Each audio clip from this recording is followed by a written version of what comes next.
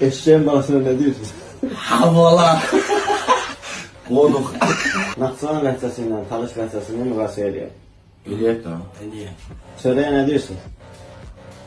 Ben diyeyim onu. Bilirsən sonra. Sən Nü. basmat. Qoza nə diyorsun? Viz. Zaviz. Pisə nə diyorsun? Evet. Don gibi. Kəpiyə nə diyorsun? Şapşu. Tapşqa. Şaftalı.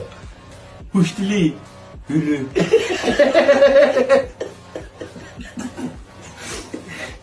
Tərləmdən təəccüblə. Çüre. Hi. Mal təzəyi.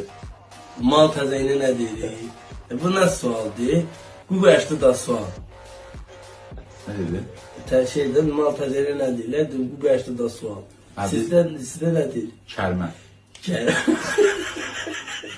Bu axırıncı dediyi nəzər. Salamat bir şey. Bitirdi.